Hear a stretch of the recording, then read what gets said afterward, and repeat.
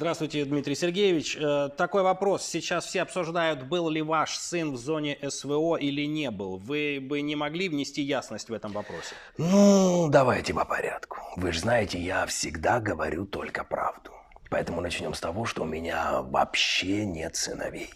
А если быть точнее, то трое. А также две прекрасные дочки. И если вы спрашиваете, был ли кто-то из моих дочерей в зоне СВО, то я вам отвечу правду: нет. Они девочки, и им там делать нечего.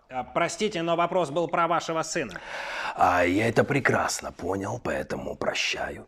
Но я же вам сказал, у меня их трое. Вы уточните, какой именно сын вас интересует. Первый, второй или третий?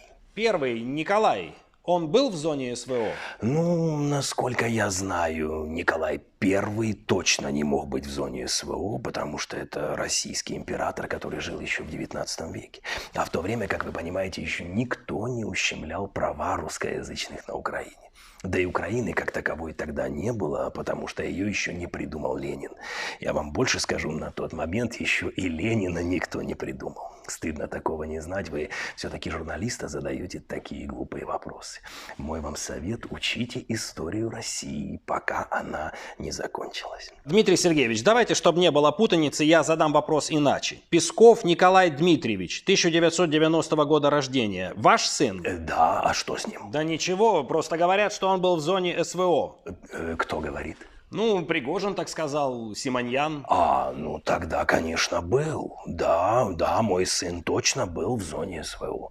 Вы же понимаете, если бы он там не был, он был бы мне не сын. Я легко прощаюсь с людьми, которые не хотят отдавать долг родине. Ну вот, к примеру, моя первая жена не была в зоне СВО. Все, она мне больше не жена. Со второй женой та же история. Не хочешь воевать? Ну, найди себе другого Пескова.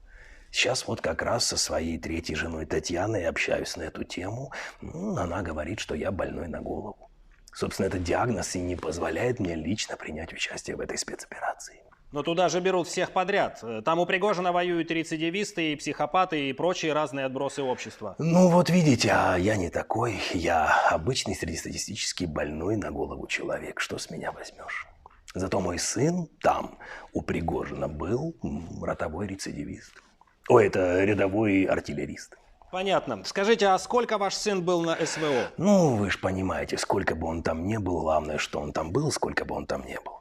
И, по сути, зачем нам знать, сколько он там не был, если важнее понимать, сколько он был там, как бы то ни было. Ведь он там мог не быть всю жизнь, а не всю быть мог. Такое что же может быть? Я почему спрашиваю? Просто пока ваш сын был в зоне СВО, его автомобиль Тесла катался по Москве, причем с нарушением скоростного режима. Ну, а кто вам сказал, что это Тесла автомобиль моего сына? Насколько я знаю, Тесла – это автомобиль Илона Маска. Вот ему и задавайте эти вопросы.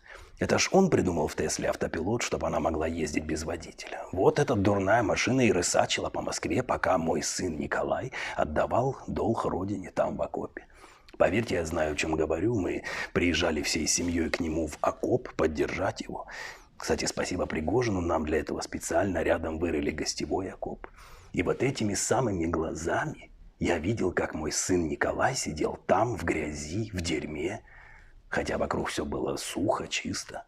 Но это его выбор. Он взрослый человек и сам решает, в каком виде ему удобнее защищать задницу Путина. Ой, в смысле, Россию, матушку.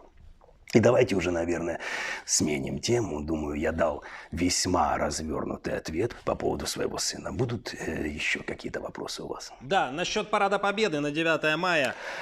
Или все-таки еще поговорим о моем сыне? Нет, интересно узнать о Параде Победы. Я бы просто мог еще рассказать о его сослуживцах. Лучше о параде. О его героизме. Вы просто не хотите об этом говорить? О чем? О героизме Николая? Почему же наоборот? Да нет же, о Параде Победы. Просто скажите, он будет или нет? Отвечу коротко. Нет, Николая на параде не будет. Ага, значит, парад все-таки будет. Конечно, все как и раньше. Парад, выступление президента. Просто ходили слухи, что его хотят отменить. Кого отменить? Президента? Вы с ума сошли такие вещи говорить. Да не президента отменить, а парад. Какой аппарат? Аппарат президента отменить? Вы знаете, будьте осторожны с такими высказываниями. Ладно, и последний вопрос. Почему никого из мировых лидеров не пригласили на этот парад? Почему не пригласили? Ну, во-первых, дата квадратная. В смысле квадратная? В смысле не круглая. А во-вторых, какой смысл им снова приезжать? Всю нашу военную мощь они видели и раньше, а всю нашу военную немощь они наблюдают сейчас. Да и, честно говоря, многие зарубежные лидеры уже как бы больше настроены на какой-то парад другой победы. Я пока не знаю, где именно в соседней с нами стране он пройдет, но что-то мне подсказывает, что нас туда уже не пригласят. Вот и мы, так сказать, превентивно никого не приглашаем.